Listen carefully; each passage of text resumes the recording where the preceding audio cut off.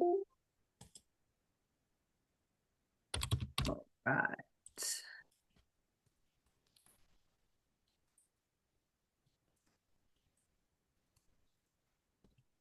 We got lots of people coming in, so just give me a few minutes and we will get started. I promise.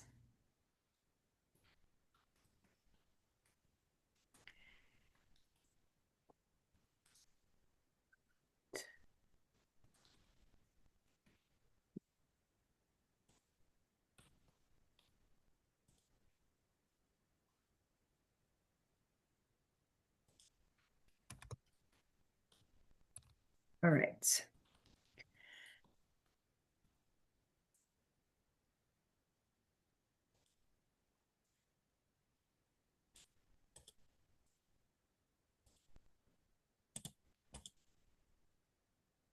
All right, I think we are ready. I will let people in as they join, but for those of you that have joined us prior, this is the third webinar in a series of three. We started with two other topics, and we're ending with exploring the M&A deal structures. Rob, can you see my screen that says exploring M&A deal structures? Yes, All right, great. Without Lindsay here, you're going to be my sidekick. Do you like that? You just got nominated. How I about am honored to be your sidekick, Carrie. that's fantastic. So, thank you for being here. If you're interested in the prior two webinars, if this is the first time you're joining us, we're happy to send those out to you. This is meant to be, free content all around what drives the value of an agency, what you should think about if you're buying an agency, all the way to what are some different M&A deal structures. So today we're going to dig into those deal structures. As you know um, prior um, from prior webinars, this we try to focus the content that we give you based on what the average size of an independent agency is. And as you know, 83.7% of independent insurance agencies are $1.25 million in revenue or smaller than that. And about 50% of agencies that fall in that category are actually $500,000 in revenue or below.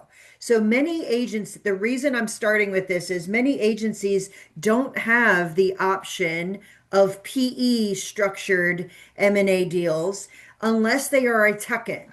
So, and a tuck-in means that they might get higher multiples, but they are not given the same platform structure that you see in the headlines. So, just remember that if you're an acquirer, many agencies don't have the same option as other agencies that are higher volume, et cetera. So I just want to make sure we level set and say not all of these options are available to every single different kind of agency. It also isn't just about size. It's about the type of agency that you are.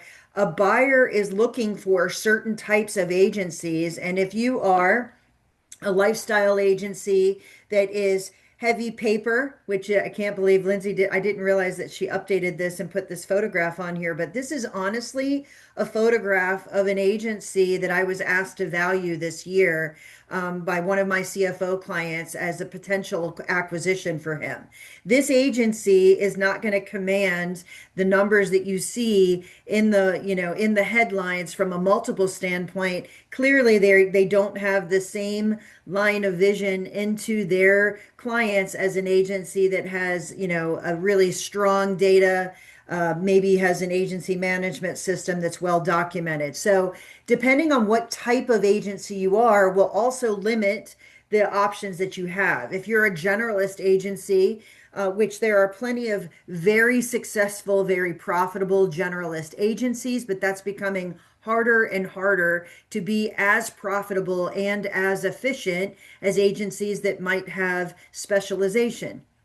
So again, depending on what kind of agency you are, can really dictate what the options are. If you're a growth agency but have low volume, you might have a great opportunity as long as you're going to stay with the buyer and continue to grow the agency and be an incredible racehorse for them from a production standpoint. If you're a growth agency at scale, different structure, and if you're specialized, and you might have high growth, high at scale. All these things are factors that you need to take into consideration as you're thinking about the structure of your deals and the opportunities that you face or an agency that you're acquiring would have in front of them as well. There's three different core kinds of deals. There's internal transition, there's an external sale to another agency, and there's a PE backed broker external sale that isn't. And the difference between these two external is one could very well include a bank loan. The other has funding sources that would not be subjected to the same criteria as a bank loan. The second difference between the two externals are one could have a cash stock earnout component where an external sale to another agency may not have the stock portion available to them, making that deal structure different. But basically, we have one internal structure and two external structures that have different funding sources and different opportunities in how that structure would is that transition would be structured.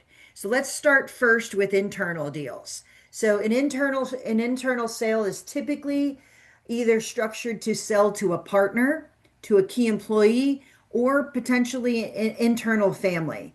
And what's most likely in an internal deal, or what are some common things that we see in internal deals? Number one, they could be structured as gifting if it's family related. It could be an inheritance, which means someone has to pass away before that transition takes place. It could be a sale or a combination of some of these. You could have gifting with a portion that is sold.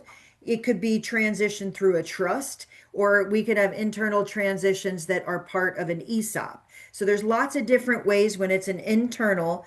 The most common situation in an internal is on the left-hand side here: gifting, inheritance, and sale. Less likely to have an ESOP, and depending on the family, a trust. But those are the different ways of options for an internal transition to happen. So when I'm thinking about all three of these different kinds of deal structures, an internal deal typically has a lower price. And the reason for that is there is no synergy between two entities when it's an internal sale. You can't combine locations or combine systems or combine books of business. It really is one owner is stepping out and another may be stepping in, and there could be staffing changes to account for that owner that's leaving, that owner that might be elevating up, and in order to backfill the roles that they currently hold and they're stepping into. So the pros when it comes to an internal transition is the culture typically remains pretty much the same. There could be family legacy that's able to be maintained in that situation. Oftentimes, the location remains the same. There's a potential for less change in from the customer standpoint because they're going to be dealing with people that they may be very familiar with. If it's a sale to a partner or sale to someone inside the family, the customer experience has some real continuity to it. Oftentimes, the team might have great continuity in it, especially if the person that they're selling to has been part of the agency for a while. They've gotten used to the idea of working for someone different. The cons are there isn't a lot of profitability to go around, so that lower price will be something that's expected. You might not have the talent and ability to fill the exiting owner's role. Therefore, you might need to recruit that talent in order to run the agency or backfill a sales role or a service role or an operations role as one owner is exiting and one is rising up. There could be some cash flow and funding challenges, especially if the exiting owner wants to remain involved in the agency and receive a salary and also be paid for the agency. So that expense of those two owners can create pressure. Sometimes that deal structure will be stretched out longer over a period of time in order to handle that kind of challenge. or the price could be reduced. Basically, the time, the price, and the mechanism will have to be adjusted as these factors change. Staff turnover can happen if they don't have faith in the person coming into the owner role, or they don't believe in the continuity of the agency as someone else is coming into that role.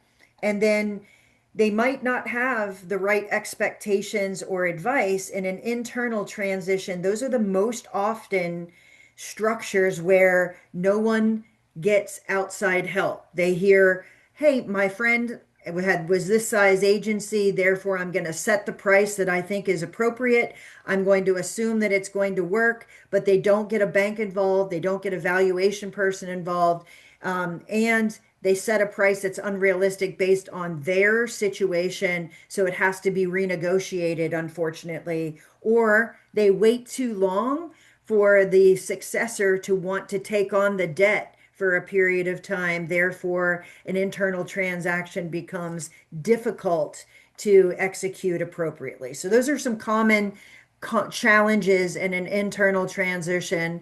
But I'd be remiss if I didn't say that the average internal transition, 40% of them get renegotiated because of some of these lack of knowledge and or rule of thumb that's being applied. So I think I went over some of these things. These are some common considerations in an internal deal. If you get a valuation of your agency, that is the value, fair market valuation is hypothetical. It's saying, what could this agency run at based on the current operation of this agency? When you know you're going to do a transition, you then model out the real assumptions in this transaction.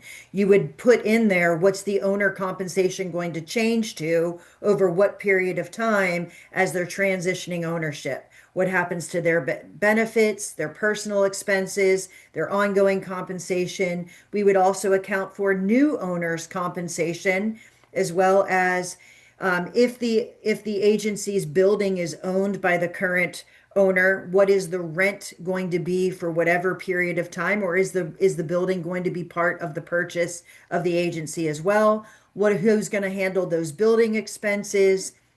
Those hiring needs are really important to make sure that we position the agency for continuing operation. And then there's typically a provision, a clawback provision that is contemplated to say, if I sell this agency internally and the future owner either is unable to run the agency, decides that it isn't for them, and they want to sell externally, how are we going to share the difference in the sale price between the internal sale and the external sale for a period of time after that internal transaction takes place, to make sure that the exiting owner that sold at a discount isn't left out in the cold. So that's called a clawback clause. Typically 5 years after that internal sale happens, there's a share in the if that future owner then turns around and sells externally. So those are some common considerations in an internal deal.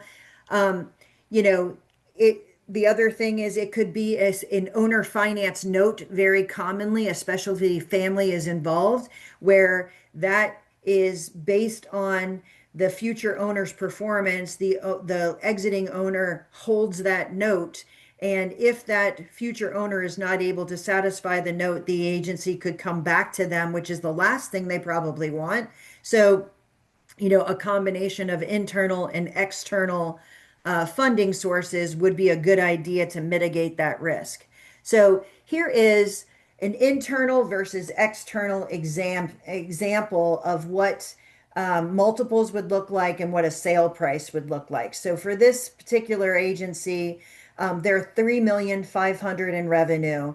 And for an internal, again, we said that profit margin might be lower because, again, we have an exiting owner and an internal person at the same time inside an agency. They might still want to be able to work inside the agency. So a 25% profit margin is what scenario A is. Scenario B is they're operating at a 30 or a 40. So let's just show the difference. In an internal multiple, it averages around 8 times EBITDA. It's actually right now, and for this size agency, it could be anywhere from 7 to 9 in an internal multiple. 9 would be a really, really big stretch.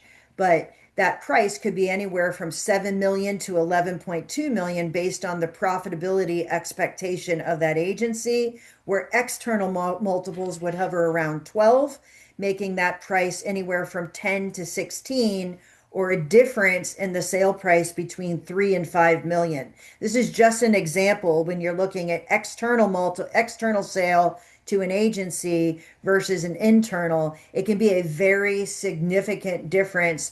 The higher the performance of the agency and the EBITDA, the bigger the gap will be because their multiple and their profitability numbers will go up, which are the two parts of that equation. So just know the better performing agencies, the higher the external multiple will be and the bigger gap there will be between an internal and external. So anyone on this call that's thinking about, well, I run a really nice agency, we operate at a 30 or 40 profitability, and I want to sell internally, my message to you would be start as early as possible and make sure that you have the time and the mechanism in order to get a reasonable price for the agency. Those are the key. Time is the biggest essence needed for a successful internal structure. Okay, external deals. Typically, you can sell to another agency. Sometimes that agency might be within a network that you're part of. It could be a merger between two entities. There could be a cash down payment in the structure. And also, there could be a bank loan is involved. So these are the most common situations that I'm talking about. And the bank loan being involved is the key here because that bank will enforce what they will lend based on the value of the agency. They will only lend 90% of the value of an agency, and they will only let you use 75% of the combined profitability to service that debt. That will put a cap on what this, any buyer will be able to get from a bank loan and will actually keep that valuation around a certain amount unless they have more cash to buy down that price of the agency. So that is typically the limiting factor is how much can I get a bank to loan me in order to be able to service the debt. Now, remember, I just said combined profitability. So that would be what the buying agency and when you put those two agencies together and you account for all the synergies that that agency has, one locate or two locations going to one, combined staff, combined books of business, combined contingency opportunity, elimination of duplicative expenses like accounting and AMS systems or any other, maybe marketing efforts that can be combined. So once you do that combined profitability, remember, only 75% of it can go to service the debt. So let's look at some of the things, the external pros and cons when it is another agency that's the buyer. You typically, because of those synergies, can see a higher price.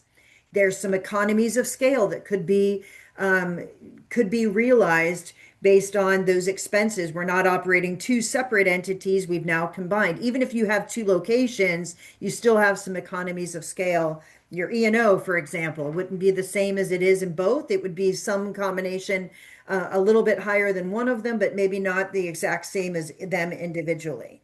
There'll be some synergies realized, maybe some efficiencies or some opportunities in markets that one didn't have that the other now has, and they have the ability to write in a different way. They might have a more robust infrastructure in order to handle service in a different way. They'll have more resources to share between the two entities, hopefully. And ideally, if they're the right buyer and right seller, they might have talent that can fill the gaps of each other potentially. The cons are anytime you have two entities coming together, there will be a cultural change for both. blending teams together, what that fit will be, how they handle their clients, and what the client's change will be and client experience might be. They might have some retention problems with staff because change is scary and one is more digitally forward or more tech forward than the other. So, implementing and the expectations that'll come with that could cause some turnover on your staff. There could be a retention problem as an exiting owner leaves with relationships that they have with customers, or potentially referral partners could change. There could be a loss of connection between the clients and the people that are dealing with them if we start reshuffling the work. So the biggest thing is, as two entities come together and there is a period of time where they work together, one of the hardest things for an agency owner that has owned their own agency for many, many years is working for someone else, answering to someone else, even if it's for a small period of time for a 2-year earnout. That is something that you have to be really, really key that you estimate that and you understand who you're working for and make sure that it's the right fit. It's the number one regret when someone sells their agency, that they underestimated what it would be like to work together. Actually, in both the external sale to an agency and PE is the number one thing that is cited as a regret. So not all buyers are right for every seller. Not all synergies are the same between two entities.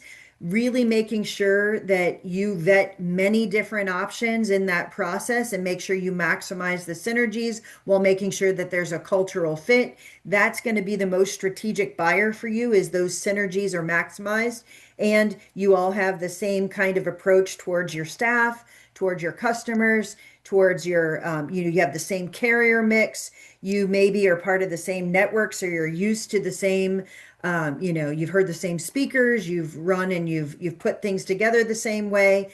But if you don't have some of these, they could actually be put you in a position where you're not the most strategic buyer. In fact, you would actually be offering something less. For instance, if you don't have the same carriers and there ends up being a book roll involved, that could actually hurt the deal significantly. So making sure you understand these synergies, and not all buyers are the same for every opportunity and are not created equal.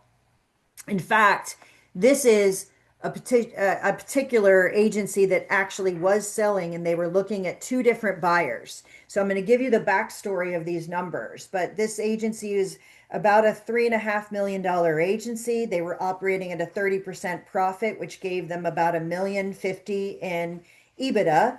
And they had one agency, one opportunity that they would have to maintain their location. The other one they did not. So in scenario A, oh, that's supposed to say scenario B in the on the right-hand side. Look at that. You never can check your own work, can you? But anyway, so on the left-hand side, they were able to eliminate the second location because the buyer was super close by.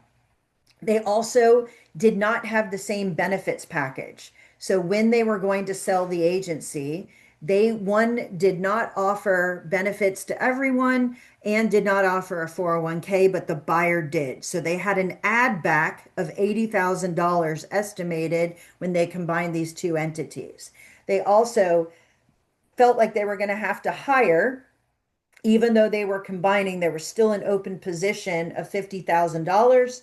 They would be able to eliminate technology of $45,000 for an overall difference in reduction of expenses of 65K. Their external multiple that was applied was 8, giving the price at $8.9 million.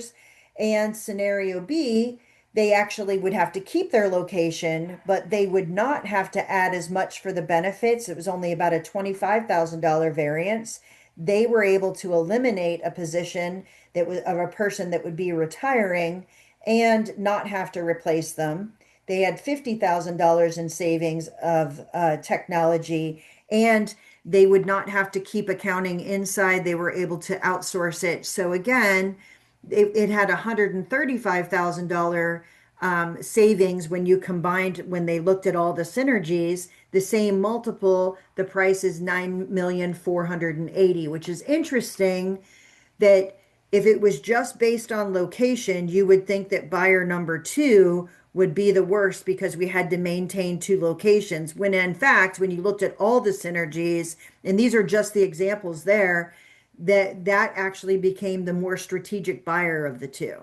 So you really have to go deeper than just one or two factors. You have to look at everything when you combine the entities.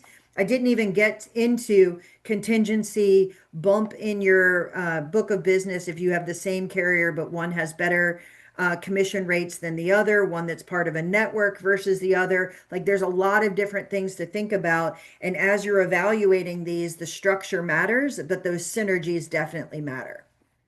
So the third one is the PE backed and broker deals. So they are looking for a target size agency, sometimes a niche or a market.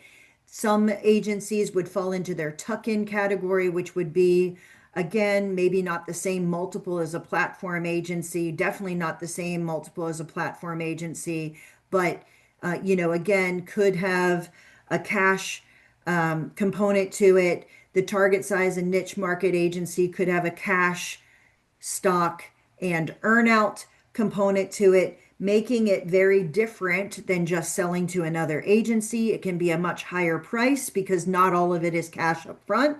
That stock has value that is projected over time. They also can, make it really attractive for someone who is not at the end of their career to have a two-step exit by getting that cash, holding it for a period of time, growing with the agency, having the buying entity grow even further, appreciating the value of their stock over whatever period of time that they hold it.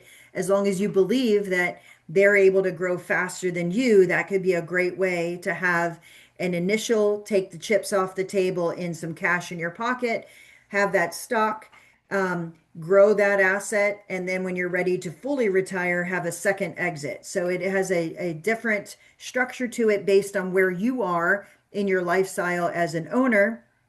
But again, lots of different buyers. The reason I put this here, this doesn't even remotely scratch the surface of the buyers that are out there. But my point in putting this in here is to say not all buyers are created equal.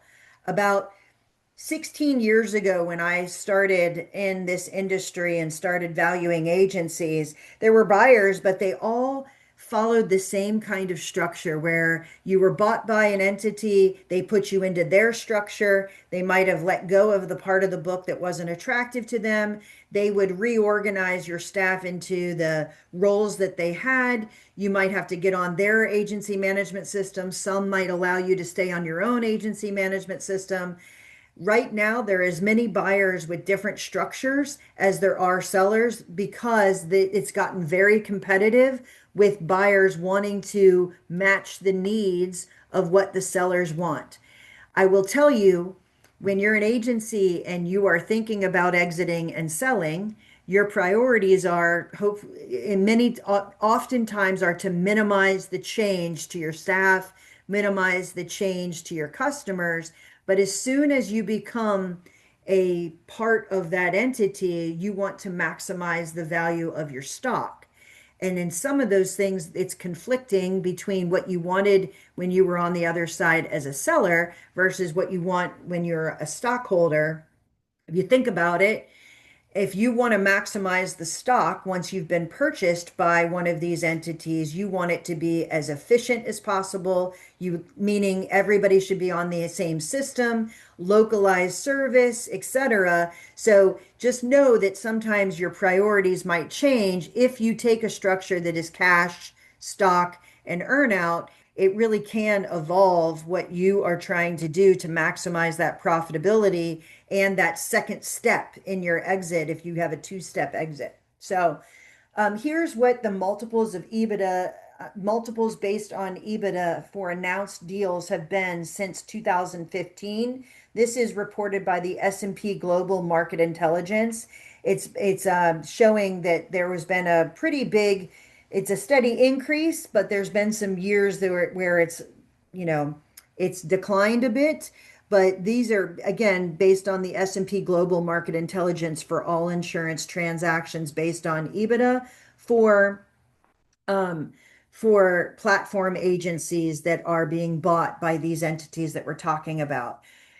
It, I, in essence, it's doubled since 2015 and remained relatively flat over that period of time, over the last several years, where it was in the 20s, it's down in the 17, 16, but it's still in that same range between, in my opinion, what I see in external multiples when they're PE backed, there are, I think these are slightly inflated, where that number is somewhere to 12 to 14 at the most common that we're seeing in transactions over the last 2 years, just so you're aware. Okay, PE-backed buyers and brokers. What are the pros? Definitely the higher price. The fact that there's a component of stock and earnout allows that price to go even higher. That double exit is also a very attractive pro that you may not be able to get when you sell to another agency unless they give you stock, minority stock in a merger situation. The potential synergies are greater. Oftentimes, it's a bigger organization. Their markets and programs can expand what you'd be able to do. Their resources and services could also be significantly greater than just one other agency. They're a huge entity that have great opportunity oftentimes. Being surrounded by a growth culture can also really fuel, if you're a growth minded organization, agency, getting around other people that have that same mindset can really fuel each other, where you might have been sitting on an island when you're running your own agency. The cons are it's a significant cultural change for many agencies. There are performance metrics that are put in place that needs to be hit in order to hit those earnouts. You might have higher expectations than you've ever had in your career. And oftentimes, if you're at the end of your career, they could be really difficult to adjust to, but you're definitely going to have some higher expectation, more structured. Loss of control should probably go to the top of that list. Working for someone else should go to the top of the list. And there's risk with that stock. We had when interest rates rose and some buyers couldn't recap at the time frame that they wanted, it definitely changed the value and the projected value of that stock for those people that sold to that buyer right before that time. So the timing of when you need to get out creates risk for that stock. Those that were going to hold for a period of time don't have a lot of worries, but based on your situation, that can greatly change and create some risk rather than cash in your pocket. There's a lot less risk. So um, here's Here's one thing that oftentimes when an agency is selling, they get caught up on what their own compensation needs to be if they stay involved with an agency, whether they sell externally to another agency or whether they sell to a PE-backed firm and they're going to stay involved for a period of time. And I highlight this just to say getting someone that can take the emotion out of the conversation and run the numbers for you can save you quite a bit. So, for instance, I had an agency that I had a group of agencies actually that sold to a PE-backed firm. And in their minds, they had always made six-figure incomes. And so for they were going to stay on, they were going to have to earn six figures, but they only planned on staying on for 2 years. So for instance, if an agency that is operating at a 25% profitability and they're only going to stay on for a couple of years and they reduce their owner salary and allow that income or that profitability to drop to the bottom line and be multiplied times the multiple that the buyer is giving them, it has a very significant difference than if you say, nope, I have to make in this case, the agency owner is making 250,000. So the first scenario, they said, I'm okay only making $40,000 a year. How about let's do it based on that. And the next one said, nope, I actually will eliminate it and only make 140 a year, versus the last one is saying, nope, I will only reduce my salary by 50,000. you can see the agency that was operating at the highest profitability reduced their salary the least and ended up with, ended up with a price that's far, far higher. If you are not going to stay there for the 12 years, you would be remiss to leave your salary at a high amount at the time of sale. You want to reduce your salary as much as you possibly can and get the benefit of that profit out. Because once you leave after 2 or 3 years, the buyer is getting the benefit of the difference of your salary that's going to exit. So just think about that in a structure of a deal. Don't get caught up in, well, I have to make the certain amount. You're getting paid for your agency. Make sure that you don't leave money on the table in the structure based on the time that you're going to be there. If you're going to stay there for 12 years, it's a different story. But if you're not going to do that, it's a very common mistake because it's easy to be mentally, I don't think that I want to work for less than this, right? Because it's at the end of your career. Okay. So the impact of synergies based on PE backed, same thing. This is just the exact same agency that sold at 8 times, 8 times revenue that we just talked about, that had two options with an agency that was across the street that they could keep the location versus one that wasn't across the street. If that was the same synergies, but it was a PE back buyer at 12 times, it makes a significant difference. So 8 is an average for an internal, 12 is the average that I was using for an external. It makes this significantly different. So I showed you internal versus external to an agency has a big difference. In external to an agency and external to PE also has a huge, huge difference. But you've got to be okay with what's most important to you and which buyer actually serves the things that are most important to you. And a lot of this that I'm talking about, I I should have said this at the beginning. I love when I find an agency that says, you know what, I am in this industry because someone gave me the opportunity to buy in as an owner. And when I reach the time where I want to exit, I want to give that same opportunity to someone. I literally just got off the phone with an agency that is hovering around 5 million in revenue. She has 2 million in EBITDA. Unbelievable agency. It's incredibly valuable and she is selling it internally. Like I love, love, love that there's people that that's their attitude. That is not, it's getting harder and harder and harder to do that when you see the difference in the numbers of what an internal to an external would be, especially if you are a eligible agency for PE backed money. It is really difficult to make that decision, but it is happening. When I first started, about 70% of agencies said that they wanted to transition internally. Oftentimes, they've grown to a price where internal candidates aren't willing to take on the debt in order to make that happen. So that number is definitely declining, but I just would be remiss if I didn't say that is still happening. Definitely less frequently, and certainly at that size is pretty infrequent. So common components of a deal when it is an external PE backed structure is some portion in cash, some portion in stock, and some portion attached to an earnout, which is performance based. So I'm going to talk about what an earnout is and what some of those common structures may look like. Again, you can probably find all kinds of different combinations of what those structures are, but let's first talk about what is an earnout. So basically, an earnout is an agreement between the buyer and seller for future compensation. It is saying if these things happen based on your performance, time, and compensation metrics are set, once we set those parameters, the time starts, the performance is measured, and then the compensation is calculated based on those metrics that were agreed upon at the time you went into that earnout phase. So it could sound something like this. Based on the sale for the next 2 years, you either have a growth metric, a profitability metric, or a retention metric, or all three. If you hit those, If you're within 50% of the goal, this is the amount that you will be paid. If you're at 75% of the goal, this is the amount you get paid. If you're at 100% of the goal, this is what you would be paid. If you exceed the goal, this might be your incentive to go beyond that.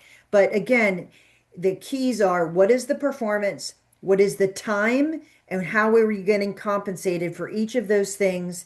Then the time starts, performance are clearly measured, and the compensated is calculated and paid out. That's what an earnout looks like.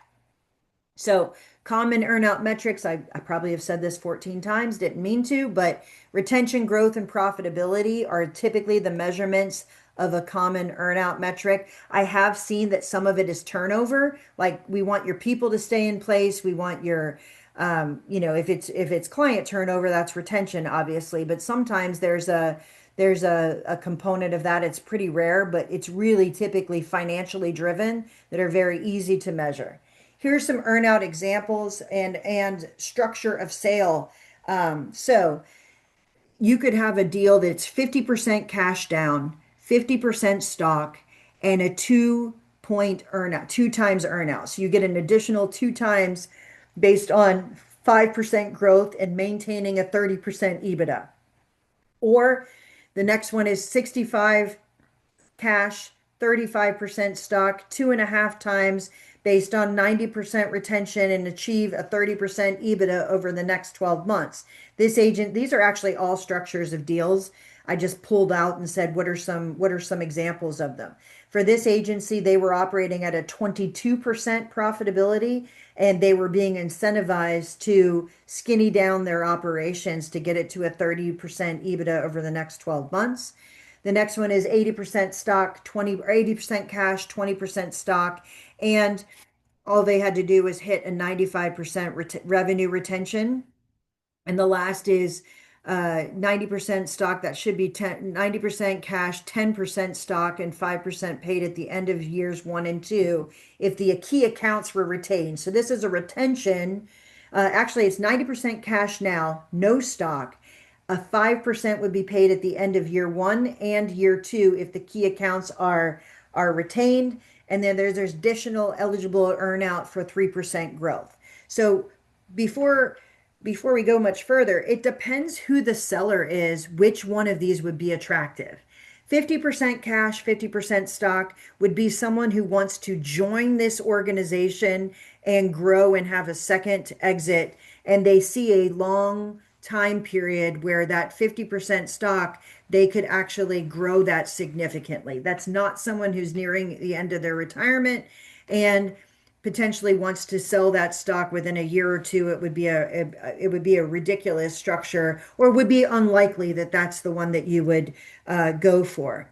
80/20 could be someone nearing the end of their retirement or nearing the end of their career. They want to stay for maybe 3 to 5 years and they want to really transition those accounts to have revenue retention stay high. And then at the end of that, they can hold their stock for a period of time, hit their earnout, and then sell the additional 20% of stock. Or they might have successors in the agency that they want to have that 20% of stock, have them stay with that agency and that buyer for continuity in their book. There's lots of different ways that can happen. I'm just saying, depending on who you are as a potential seller, might tell you which one of these are more attractive for you. The last one is a common structure when you have large accounts that are at risk. Putting a retention clause in place is one way to do that. Sometimes those accounts are just carved out altogether and paid completely separate from the rest of the agency if there's a lot of risk, whether it is an agency buying or a PE-backed buyer. If there are large accounts that really they're not sure that they're going to remain there, putting a retention clause in there is typically a way to mitigate that risk, but not apply it to the entire agency across the board. So stock considerations. If you're thinking about a structure that has stock component to it, always take a look at what's the past performance of their stock. What is the buyer's acquisition strategy? I would be very interested to know, are they acquiring high growth agencies? Are they acquiring a mix of all different kinds of agencies that would predict what kind of performance you could expect as you become a stockholder? What is the vesting schedule of my stock? Can they tell me clearly what the blackout dates are? What is their recap timing? The Hales report is a great report to read to see when certain buyers have recapped. It is unknown, but you can look at trends and see what that looks like. But really, it's your personal timing and your risk tolerance that will really dictate how you feel about that stock component. And again, typically people with long runways have a much more open thought process to accepting stock as a component. It's definitely how the price can be much higher than those that are all cash. Because in the end of the day, the buyer wants it to cash flow, and by offering you stock, it gives them time and capacity in order to meet those things. But you have to figure out how you can maximize your options and all the different ways that a structure could be when it becomes time for you to sell, and also match what's most important to you. So some of the ways that you can maximize your options as a future seller of your agency, because the reality is anyone who's sitting as the owner of a business will not always be that owner. At some point, you will not be here, and you will either transition internally to someone, to another agency, or externally, potentially to PE back. So let's talk about how can you maximize your position when that time comes. Number one, you can focus on the financial health of your agency, get your data as clean as possible, find out how are you operating today from a profitability standpoint. What could you be operating at if you had discretionary expenses removed from your agency? Really tracking what those discretionary expenses are, especially if it's a tax strategy for you, knowing what those are gives you that clarity. Making sure that your comp structure is commiserate with what the industry is, positions you to be very marketable, and potentially transferable to external buyers, and sets up your future buyers to not have a headache that they have to undo. So comp structures for your salespeople, for your service that's competitive with the market, and a common structure is really important.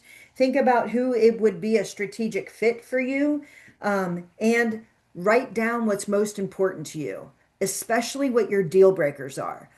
When you have a clear list of these are my deal breakers and these are the things that I'm looking for, it becomes so much easier to weed out those opportunities and not get blinded by numbers and forget the things that, you'll end up regretting the most, which is that cultural fit. So really thinking about what do I want to do most? What's most important to me?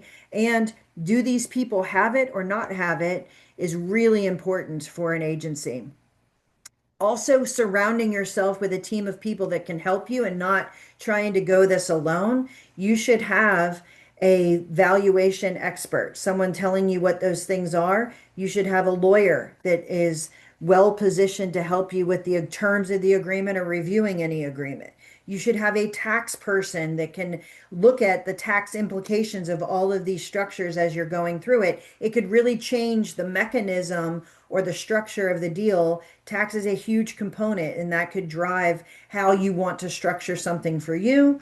You should, contemplate, if your agency is large enough, having a broker, having someone represent you in this structure in order to walk you through these different decisions. Because once a broker is involved, if you're selling externally, they estimate that those offers go up by 30% because they know that there's competition involved in those structures. If a buyer believes that they're the only buyer in the conversation, they may not give you their best offer.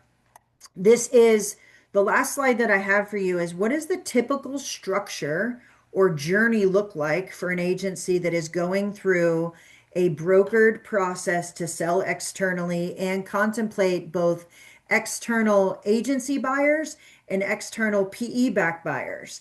So this is the timeline. It was actually provided to me by Legacy Advisors, which is one of the brokers that are out there. They basically said you start your journey by requesting a business valuation.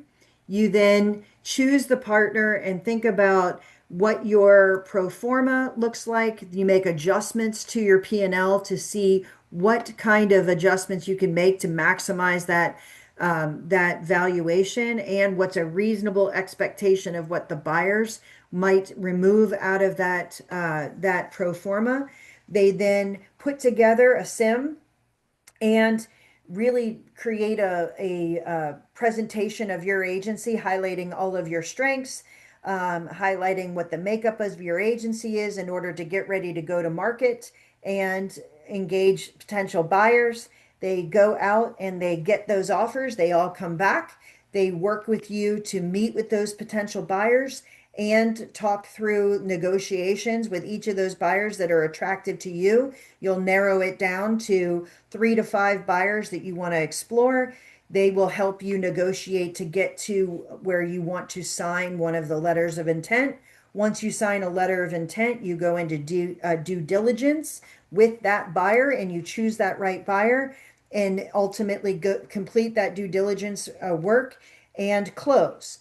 You can see that that is about a 5 month process from the beginning where you engage them to the end when you close. That's on average. Some can go sooner. I've never seen any of them when they're a larger size agency go faster than 4 months, but I've seen it absolutely extend where an agency wants to really stop and think about it throughout the process. But from start to finish, that's what the journey looks like, and that's what's entailed.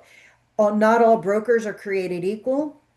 Some, you know, help you for part of the time. The amount of hours and time they put in to help you vary. The way they get compensated varies. We'll probably do one of the next series about brokers and how do you choose a broker and what are the things you should ask yourself. But I wanted to at least answer the question, what's the common time frame that it takes to get through this process? Because that is one of the most common questions that I get. That is what I have for you today. If you all have questions about something that I shared today, I'm happy to go through that with you. Please feel free to just come off mute, or you can put it in the comments if you don't want to do that, and I'll answer anything you'd like. If you want to reach out to our team and talk about anything, again, something in your agency that you're contemplating, this is our QR code. You can reach out anytime, and someone on our team can meet with you individually. Happy to do that. All right, let's see what we have in the way of questions. All right. Well, you are welcome. How about that? Any questions or comments?